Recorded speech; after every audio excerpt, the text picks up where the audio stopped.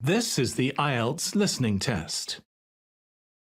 You will hear a number of different recordings and you will have to answer questions on what you hear.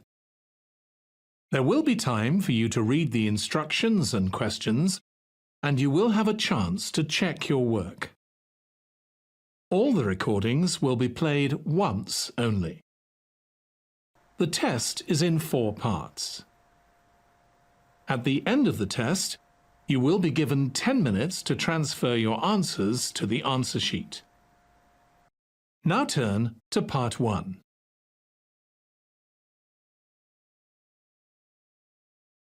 Part 1. You will hear a man phoning a woman about an advertisement he has seen in the paper for some furniture. First, you have some time to look at questions 1 to 5.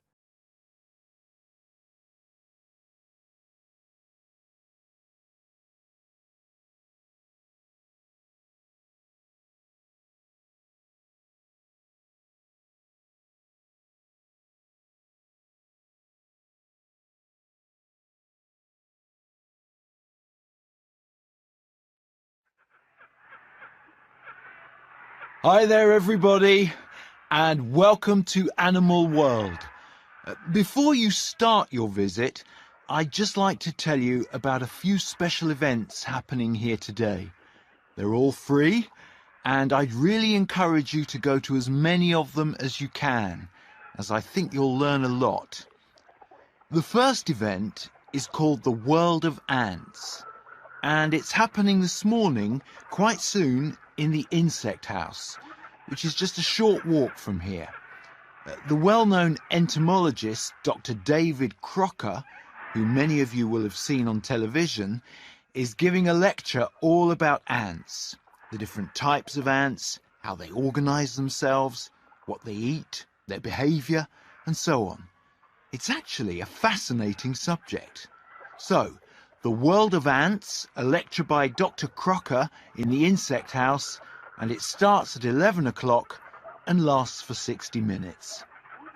At midday, that's 12 o'clock, there's a film which is just as fascinating, and it's called The Great Migration. This is all about birds and how they migrate across continents and oceans using the sun, the stars, and the Earth's magnetic field. As I said, it's a film, an absolutely spectacular film, which all the family will enjoy. Some fabulous photography, and it's on in Theatre C, which you can see here just behind me. So bear that in mind for 12 o'clock. The next event is a demonstration taking place in the exhibition room and given by Monica Chadha. It's called Encouraging Garden Wildlife. Monica will be showing you ways of encouraging animals, birds and other wildlife to visit and live in your garden.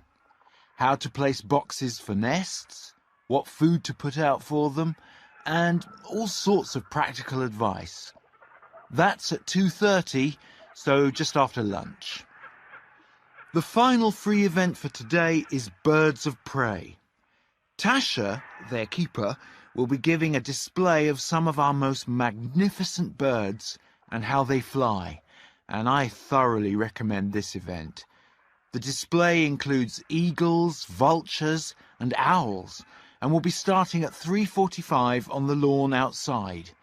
It's an unforgettable experience. So remember, on the front lawn at 3:45 to see the birds flying.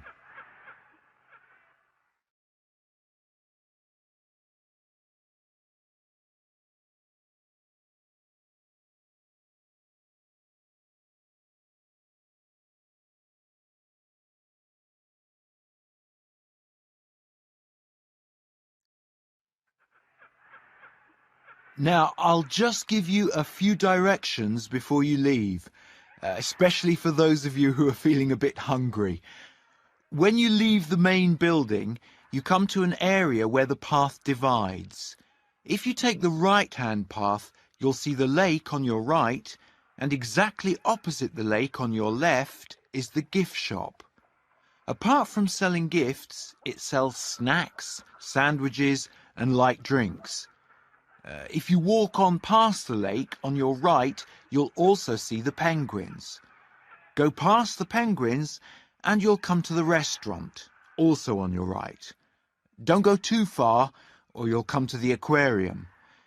The aquarium is on your right at the crossroad, and just over the crossroad, also on your right, is the lion enclosure. If you're thinking of having a picnic, the best place to go is the picnic area. And for this, you need to turn left at the crossroad and walk along a few meters. At the end of the path, you'll find the picnic area on your left. Now, if you have any questions, I'd be happy to answer them. And once again, I really hope you enjoy your visit. Thank you.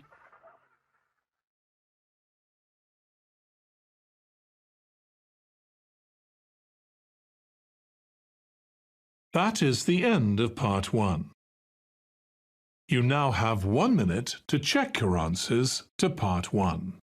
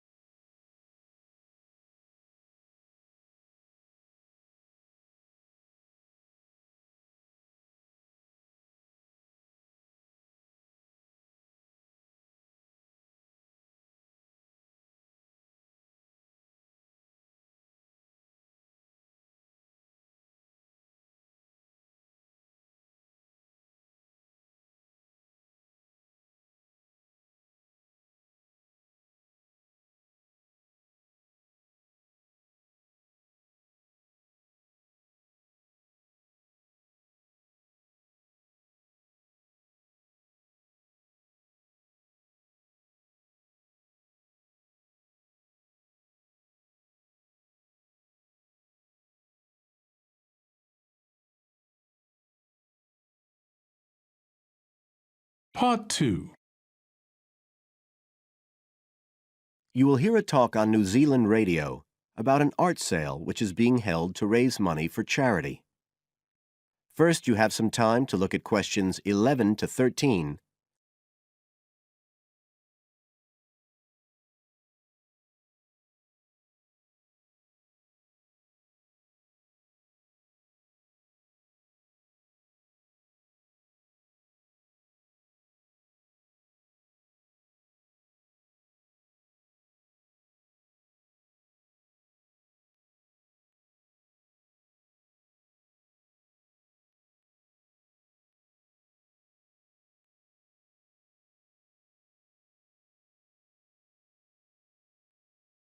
Now listen carefully and answer questions 11 to 13. One of the most anticipated art events in Christchurch is the charity art sale organised this year by Neil Curtis. Neil, tell us all about it. Well, Diane, this looks like being the biggest art sale yet. And the best thing about it is that the money raised will all go to charity. So what you probably want to know first is where it is.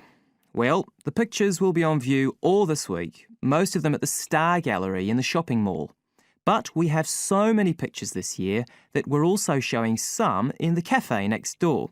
So do drop in and see them any day between 9 and 5. Now, if you're interested in buying rather than just looking, and we hope a lot of you will be, the actual sale will take place on Thursday evening, with sales starting at 7:30. Refreshments will be available before the sale, starting at 6:30. We've got about 50 works by local artists showing a huge range of styles and media, and in a minute I'll tell you about some of them.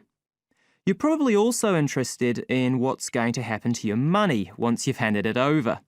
Well, all proceeds will go to support children who are disabled, both here in New Zealand and also in other countries. So you can find an original painting, support local talent, and help these children all at the same time. Before you hear the rest of the talk, you have some time to look at questions 14 to 20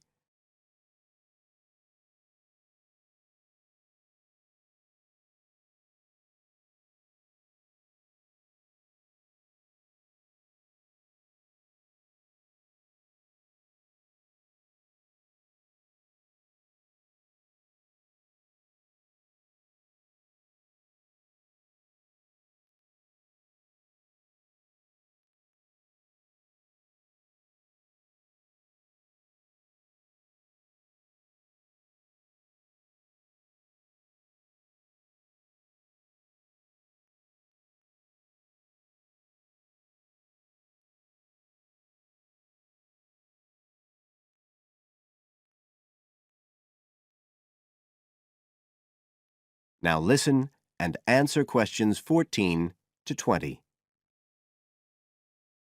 Now, let me tell you a bit about some of the artists who have kindly agreed to donate their pictures to the charity art sale. One of them is Don Studley, who has a special interest in the art sale because his 5-year-old daughter was born with a serious back problem. After an operation earlier this year, she's now doing fine, but Don says he wants to offer something to help other less fortunate children. Don is totally self-taught and says he's passionate about painting. His paintings depict some of our New Zealand birds in their natural habitats. One relative newcomer to New Zealand is James Chang, who came here from Taiwan 9 years ago at the age of 56. Mr. Chang had 13 exhibitions in Taiwan before he came to live here in Christchurch, so he's a well-established artist, and art has been a lifelong passion for him. His paintings are certainly worth looking at. If you like abstract pictures with strong colour schemes, you'll love them. Natalie Stevens was born in New Zealand, but has exhibited in China, Australia and Spain. As well as being an artist, she's a website designer. She believes art should be universal, and her paintings use soft colours and a mixture of media. Most of her pictures are portraits, so watch out, some of them may even be friends of yours. And then we have Christine Shin from Korea. Christine only started to learn English 2 years ago when she arrived in New Zealand, but she's been painting professionally for over 10 years, and she sure knows how to communicate strong messages through the universal language of art. She usually works from photographs and paints delicate watercolours, which combine traditional Asian influences with New Zealand landscapes, giving a very special view of our local scenery. Well, that's all I have time to tell you now, but as well as these 4, there are many other artists whose work will be on sale, so do come along on Thursday. We accept cheques, credit cards or cash. And remember, even if you don't buy a picture, you can always make a donation.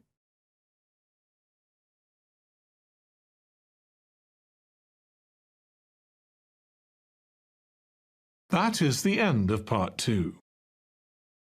You now have 30 seconds to check your answers to part 2.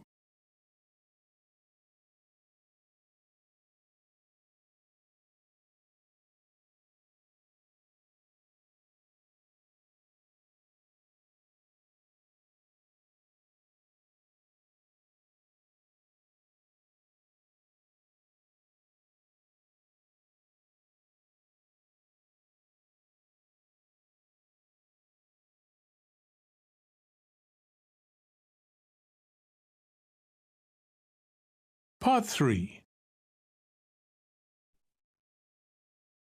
You will hear a woman called Phoebe, who is training to be a teacher, talking to her tutor called Tony about research she has done in a school. First, you have some time to look at questions 21 to 25.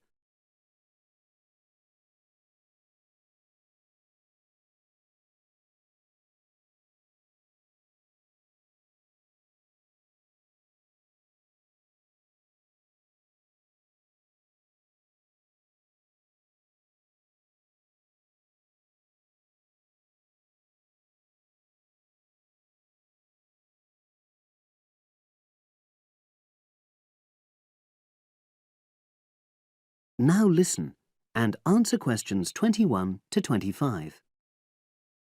So, how did you get on with your school-based research, Phoebe? Well, it was exhausting, but really valuable. Good. What was the specific focus you chose? My title is Attitudes Towards Study Among 11 to 12-year-old Pupils. Right, and what made you choose that focus? Well, that's a bit difficult. Lots of my classmates decided on their focus really early on, mainly on the basis of what they thought would help in their future career, you know, in their first year's teaching. So that's what helped you decide? Actually, it was that I came across a book written by experienced teachers on student attitudes, and that motivated me to go for the topic. OK. So what were your research questions or issues? Well, I wanted to look at the ways students responded to different teachers, particularly focusing on whether very strict teachers made teenagers less motivated. And from your research, did you find that was true? No, not from what I saw, from my 5 days observation, talking to people and so forth. OK. We'll talk about the actual research methods in a moment, but before that, can you briefly summarise what your most striking findings are?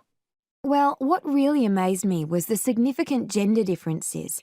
I didn't set out to focus on that, but I found that boys were much more positive about being at school. Girls were more impatient. They talked a lot about wanting to grow up and leave school. Very interesting. Yeah, it is. From doing the research, it was clear to me that you might start out to focus on one thing, but you pick up lots of unexpected insights. Right. Did you get any insights into teaching? Yes, certainly. I was doing a lot of observations of the way kids with very different abilities collaborate on certain tasks, help each other. And I began to realise that the lessons were developing in really unexpected ways. So what conclusion do you draw from that? Well, I know it's necessary for teachers to prepare lessons carefully, but it's great if they also allow lessons to go their own ways. Good point. Now, I'm really pleased to see you doing this. Analysing and drawing conclusions based on data. But surely this isn't proper data. Because it's derived from such small-scale research. Well, as long as you don't make grand claims for your findings, this data is entirely valid. I like the way you're already stepping back from the experience and thinking about what you've learned about research. Well done. But I know I could have done it better. As you become more experienced, you'll find ways to reduce the risk of difficulties. OK. Now you have some time to look at questions 26 to 30.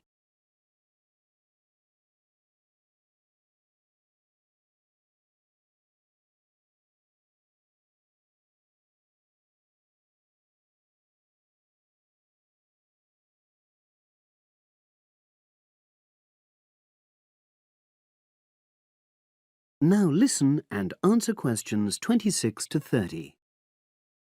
So, let's look in more detail at how you gathered your data. Let's start with lesson observation. Well, it generally went quite smoothly. I chose my focus and designed my checklist. Then teachers allowed me into their classes without any problems, which surprised me. It was afterwards that the grueling work started. Yeah, it's very time-consuming, isn't it? Making sense of analysing your observation notes. Absolutely. Much more so than interview data, for example. That was relatively easy to process, though I wanted to make sure I used a high-quality recorder to make transcription easier. And I had to wait until one became available. Right. And did you interview some kids as well? In the end, yes. I talked to 10, and they were great. I'd imagined I'd be bored listening to them, but... So it was easy to concentrate? Sure. One of the teachers was a bit worried about the ethics, whether it was right to interview young pupils, and it took a while for him to agree to let me talk to 3 of the kids in his class, but he relented in the end. Good. What other methods did you use? I experimented with questionnaires, but I really regret that now. I decided to share the work with another student, but we had such different agendas it ended up taking twice as long. That's a shame. It might be worth you reflecting on ways you might improve on that for future projects. You're right, yeah. OK. And the other thing I did was stills photography. I didn't take as many pictures as I'd hoped to. Lack of time? It's pretty easy just snapping away, but I wanted each snap to have a purpose, that would contribute to my research aims, and I found that difficult. Well, that's understandable, but remember...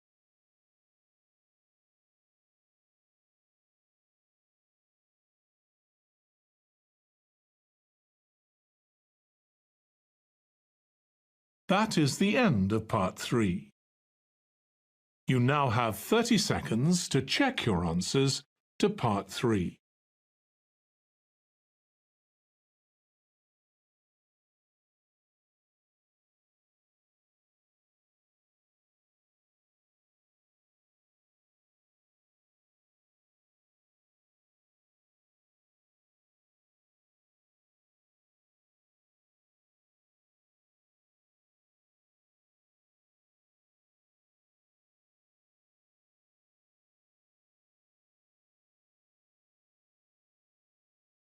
Part 4.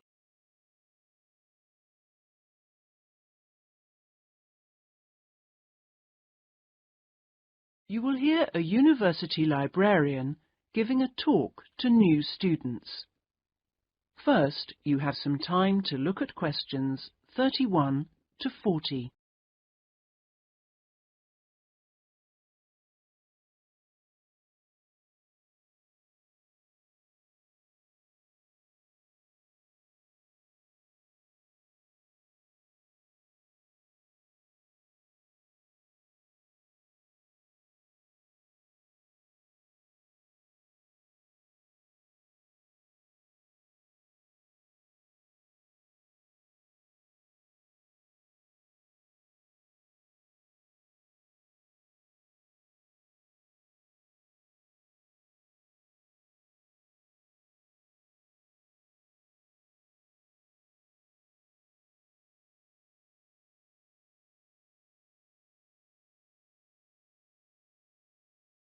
Now listen carefully and answer questions 31 to 40. Okay, are you all settled? Well, first of all, welcome to Cardiff University. I'm here to explain what we can offer you. Now, as a new student at the university, you will probably need some sort of guidance to help you to use the library effectively to study and research. Some of you have asked about a guided tour, but we find this rather muddles people. So, in this first week, we run a series of talks which focus on different aspects of the library and its resources. You'll also find that to get the most out of the library, you really do need to be computer literate. And so all this term we run small classes which will bring you up to speed on how to access the computer-loaded information. Okay, now let me give you an outline of what's available to you. You'll find that the computers are increasingly used as a research tool. Many students do most of their research on the internet, and the library computers are permanently online. Having found what you need, you'll find you can readily save texts on your personal computer space to print off when you need.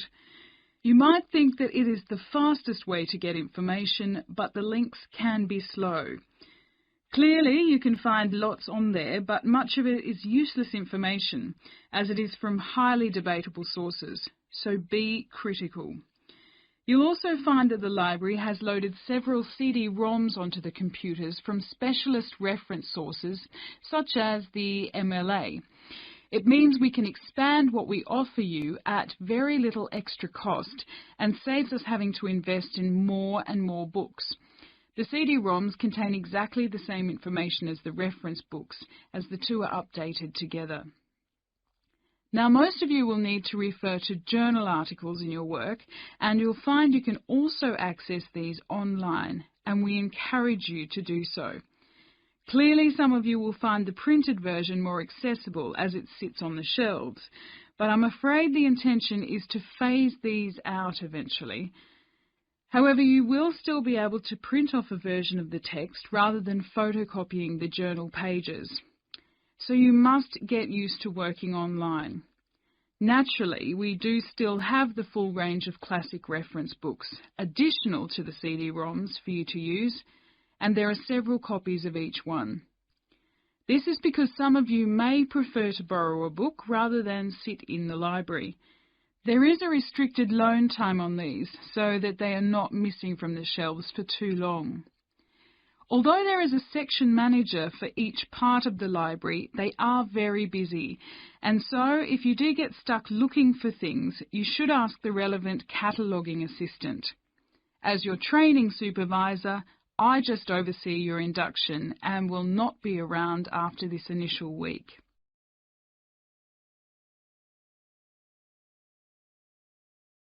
Some of you may be interested to know that the library is offering specialised training sessions on writing a dissertation. Obviously, this is not relevant to those of you who are undergraduates, it is just for postgraduates. Your department will discuss the planning stage of the dissertation, i.e. what you're going to do with you, and we will focus on the structure of it. However, the training will also include some time on the computers. I realise most of you know how to organise files, but we can show you the different ways to run data programs. Your tutors will tell you at the outset how to set out the chapters they require, but you will need to ask them how they would like you to organise the bibliography, because it varies depending on your subject area.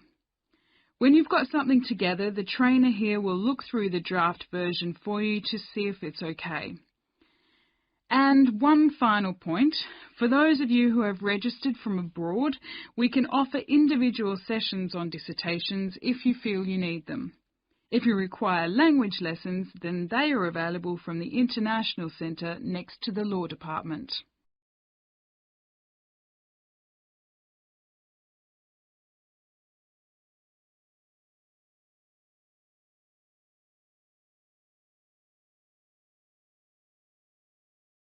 That is the end of Part 4.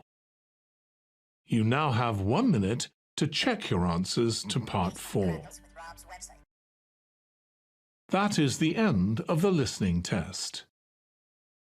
In the IELTS test, you would now have 10 minutes to transfer your answers to the answer sheet.